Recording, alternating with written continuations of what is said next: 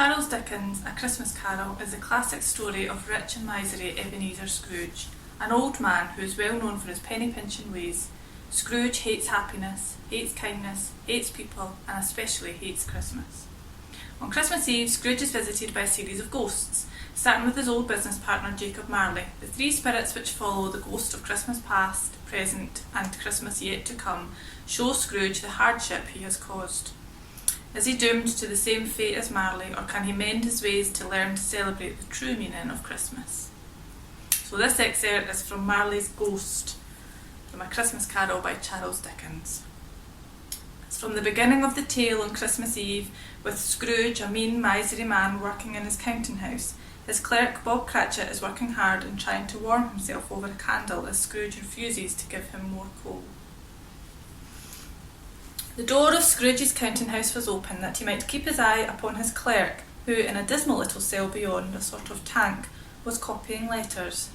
Scrooge had a very small fire, but the clerk's fire was so very much smaller that it looked like one coal, but he couldn't replenish it. For Scrooge kept the coal box in his own room, and so surely as the clerk came in with the shovel, the master predicted that it would be necessary for them to part. Wherefore the clerk put on his white comforter and tried to warm himself at the candle, in which effort, not being a man of strong imagination, he failed. "A Merry Christmas, Uncle! God save you!" cried a cheerful voice. It was the voice of Scrooge's nephew, who came upon him so quickly that this was the first intimation he had of his approach. "Bah!" said Scrooge. "Humbug!" He had so heated himself with rapid walking in the fog and frost, this nephew of Scrooge's, that he was all in a glow. His face was ruddy and handsome, his eyes sparkled, and his breath smoked again. "Christmas, a humbug, Uncle," said Scrooge's nephew. "You don't mean that, I'm sure." "I do," said Scrooge. "Merry Christmas! What right have you to be merry? What reason have you to be merry? You're poor enough." "Come then," returned the nephew gaily, "what right have you to be dismal? What reason have you to be morose? You're rich enough." Scrooge, having no better answer ready on the spur of the moment, said "bah" again, and followed it up with "humbug." "Don't be cross, Uncle," said the nephew. "What else can I be," returned the uncle, "when I live in such a world of fools as this? Merry Christmas! Out upon Merry Christmas! What's Christmas time to you but a time for paying bills without money, a time for finding yourself a year older and not an hour richer, a time for balancing your books and having every item in 'em through a round dozen of months presented dead against you? If I could work my will," said Scrooge indignantly, "every idiot who goes about with Merry Christmas on his lips should be boiled with his own pudding and buried with a stake of holly through his heart, he should." "Uncle," pleaded the nephew. "Nephew," returned the uncle sternly, "keep Christmas in your own way, and let me keep it in mine." "Keep it?" repeated Scrooge's nephew. "But you don't keep it." "Let me leave it alone then," said Scrooge. "Much good may it do you, much good it has ever done you." "There are many things from which I might have derived good, by which I have not profited, I dare say," returned the nephew, "Christmas among the rest. But I'm sure I have always thought of Christmas time when it come around, apart from the veneration due to its sacred name and origin, if anything belonging to it can be apart from that, as a good time, a kind, forgiving, charitable, pleasant time, the only time I know of in the long calendar of the year when men and women seem by one consent to open their shut-up hearts freely, and to think of people below them as if they really were fellow passengers to the grave, and not another race of creatures bound on their journeys. And therefore, Uncle, though it has never put a scrap of gold or silver in my pocket, I believe that it has done me good, and will do me good, and I say God bless it." The clerk in the tank involuntarily applauded. Becoming immediately sensible of the impropriety, he poked the fire and extinguished the last frail spark forever. The First of Three Spirits, from A Christmas Carol by Charles Dickens. As promised by Marley's ghost, Scrooge is visited as the bell tolls 1 o'clock by the first of three spirits, the ghost of Christmas past. The apparition, a strange figure, seeming to be both an old man and child, has taken Scrooge back in time to see Christmases from his earlier years. In this passage, The spirit and Scrooge are watching Ebenezer as a young apprentice to Mr. Fezziwig. Fezziwig and his wife have provided a large Christmas party for all their employees. There were more dancers, and there was forfeits, and more dancers, and there was cake, and there was negus, and there was a great piece of cold roast, and there was a great piece of cold boiled, and there were mince pies and plenty of beer. But the great effect of the evening came after the roast and boiled, when the fiddler, an artful dog mind, the sort of man who knew his business better than you or I, could have told it to him. He struck up Sir Roger de Coverley. Then old Fezziwig stood out to dance with Mrs. Fezziwig. Top couple too, with a good stiff piece of work cut out for them. 3 or 4 and 20 pair of partners, people who were not to be trifled with, people who would dance and had no notion of walking. But if there had been twice as many, 4 times, old Fezziwig would have been a match for them, and so would Mrs. Fezziwig. As to her, she was worthy to be his partner in every sense of the term. And if that's not high praise, tell me higher and I'll use it. A positive light appeared to issue from Fezziwig's calves. They shone in every part of the dance like moons. You couldn't have predicted at any given time what would become of them next. And when old Fezziwig and Mrs. Fezziwig had gone through all the dance, advance and retire, both hands to your partner, bow and curtsy, corkscrew, thread the needle and back again to your place, Fezziwig cut so deftly that he appeared to wink with his legs and came upon his feet again without a stagger. The clock struck 11. This domestic bubble broke up. Mr. and Mrs. Fezziwig took to their stations, one on either side of the door, and shaking hands with every person individually as he or she went out, wished him or her a Merry Christmas. When everybody had retired but the 2 apprentices, they did the same to them, and thus the cheerful voices died away, and the lads were left to their beds, which were under a counter in the back shop. During the whole of this time, Scrooge had acted like a man out of his wits. His heart and soul were in the scene with his former self. He corroborated everything, remembered everything, enjoyed everything, and underwent the strangest agitation. It was not until now, when the bright faces of his former self and Dick were turned away from them, that he remembered the ghost, and became conscious that it was looking full upon him, while the light upon its head burnt very clear.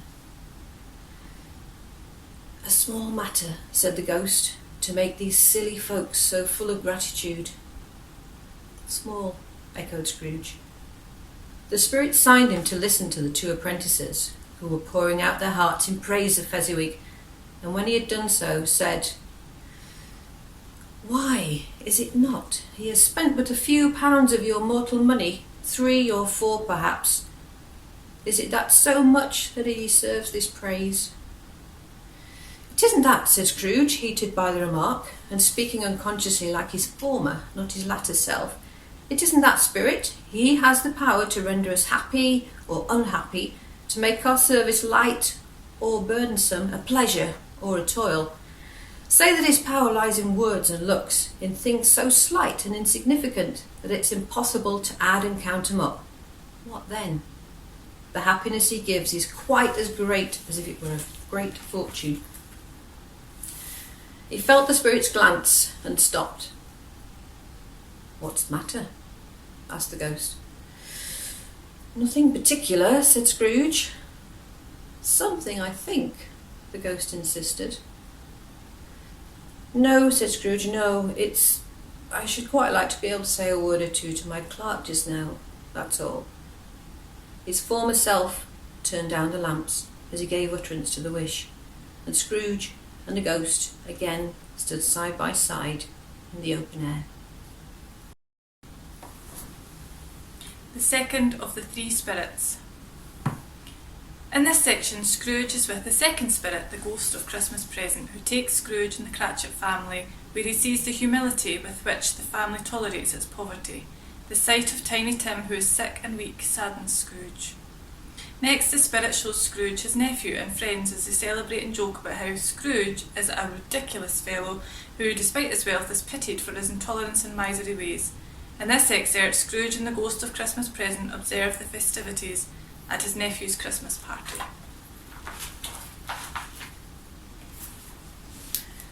There might have been 20 people there, young and old, but they all played, and so did Scrooge, for wholly forgetting in the interest he had in what was going on, that this voice made no sound in their ears. He sometimes came out with his guest, quite loud, and very often guessed quite right too, for the sharpest needle, best Whitechapel, warranted not to cut in the eye, was not sharper than Scrooge, blunt as he took it in his head to be. The ghost was greatly pleased to find him in this mood, and looked upon him with such favour, that he begged like a boy to be allowed to stay until the guest departed, but this the spirit said could not be done.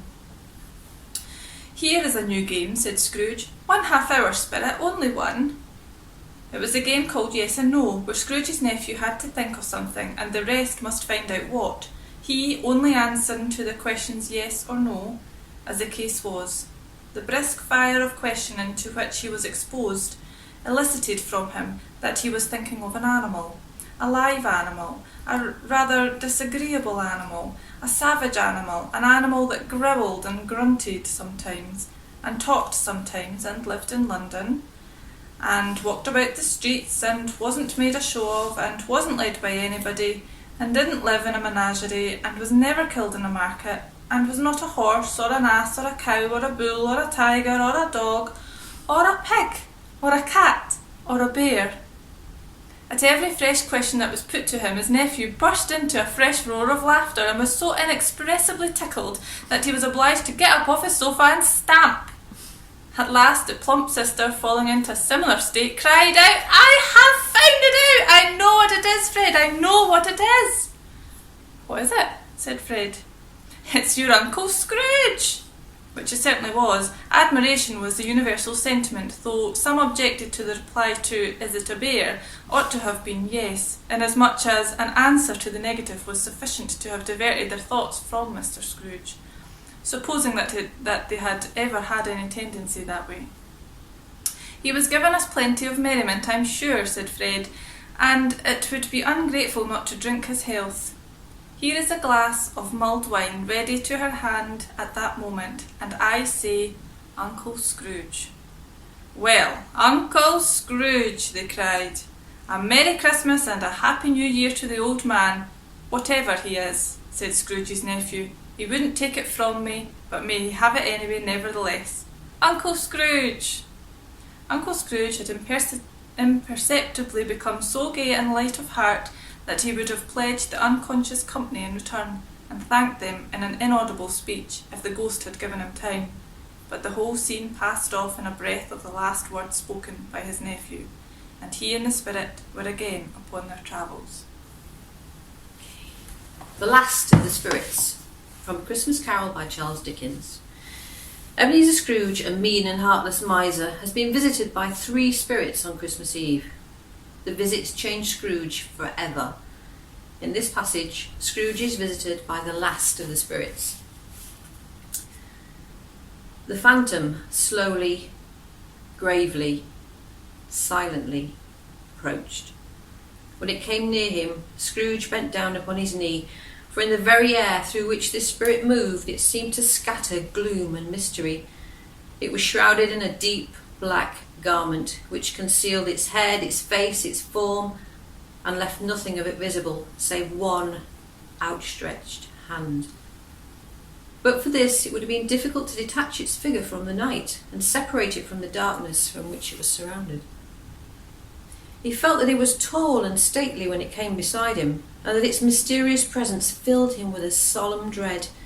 He knew no more, for the spirit neither spoke nor moved. "Am I in the presence of the ghost of Christmas yet to come?" said Scrooge.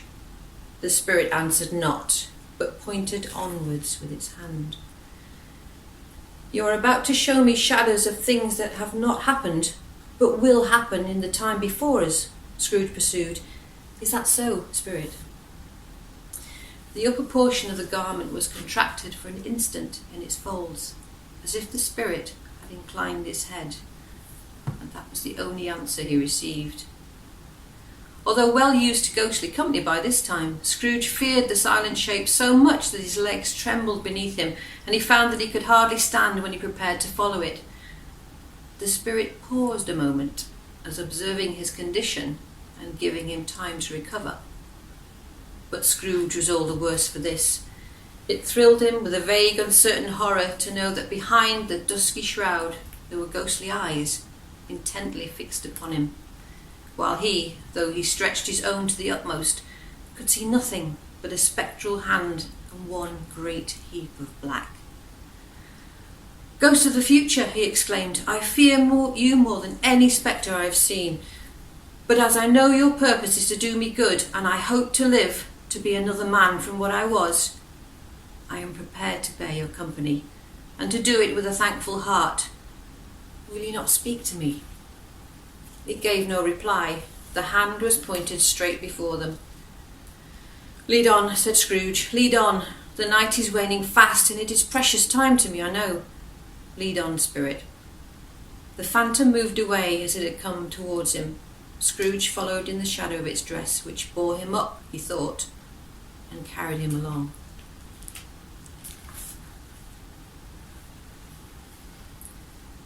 The End of It, from A Christmas Carol by Charles Dickens. As each spirit visits, Scrooge sees more and more how wicked he has been. In the end, he promises to change his ways and keep Christmas in his heart all year long. The last spirit dissolves, and Scrooge faces the day with new energy. He had frisked into the sitting room and was now standing there, perfectly wintered. "There's the saucepan that the gruel was in," cried Scrooge, starting off again and going round the fireplace. "There's the door by which the ghost of Jacob Marley entered. There's the corner where the ghost of Christmas present sat. There's the window where I saw the wandering spirits. It's all right. All true. It all happened. Ha-ha!"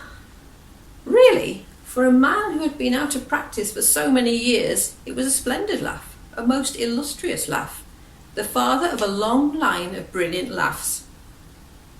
"I don't know what the day of the month it is," said Scrooge. "I don't know how long I've been among the spirits. I don't know anything. I'm quite a baby. Never mind, I don't care. I'd rather be a baby. Hello! Whoop! Hello there!" He was checked in his transports by the churches ringing out the lustiest peals he had ever heard. Clash, clash, hammer. Ding, dong, bell.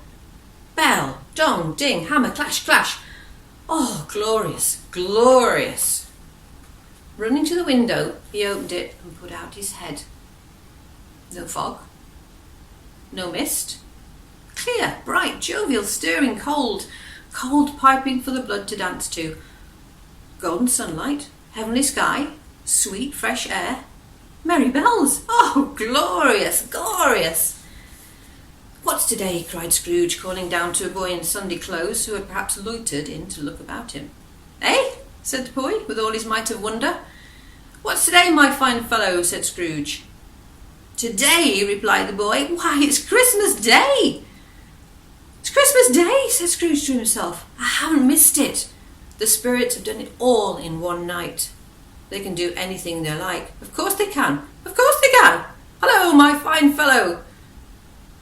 He became as good a friend, as good a master, and as good a man as the city knew. Some people laughed to see the alteration in him, but he let them laugh. His own heart laughed, and that was enough for him.